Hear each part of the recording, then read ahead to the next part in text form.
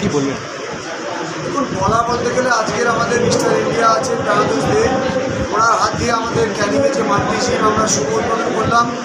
শুধুমাত্র এই মহাকুমার যারা ইয়াং জেনারেশন যুবক যুবতী তাদের শরীরচর্চা করার জন্য, শারীরিক কসরত করার জন্য এই জিমটা আমরা শুভ উদ্বোধন করেছি। আগামী দিন আমরা চেষ্টা করছি যে সমস্ত গ্রাম পঞ্চায়েতের গ্রামে গ্রামে এই জিম যেন আমি পৌঁছে দিতে পারি।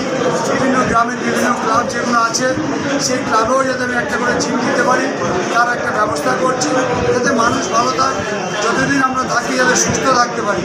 এবং আরেকটা আমি উদ্যোগ নিয়েছি, সেটা হচ্ছে যে 60 বছরের ঊর্ধ্বে অনেক যারা বয়স হয়ে যায়, যারা চাকরিজীবী, যারা রিটায়ার্ড পার্সেন্ট হয়ে যায়, তারা একাকিত্ব ভাবে, তারা দেখবেন 60 বছরের পর তারা একটা ভারাক্রান্ত মন হয়।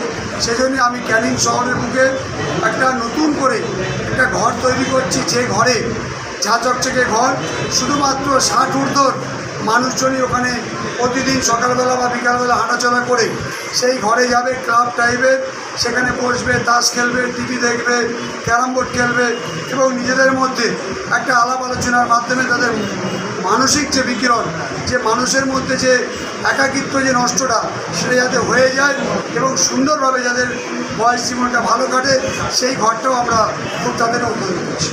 আর এই জিমে শুধুমাত্র পুরুষ থাকবে না? এই জিমে আমরা মহিলা এবং পুরুষ, ছেলে এবং মেয়ে, যুবক এবং যুবতী প্রত্যেককেই করেছি এবং টাইম সেপারেট করেছি। সকালবেলা একটা আমাদের নিচে নিয়ম কানুন আছে, প্রত্যেকটাই বলে দেবে।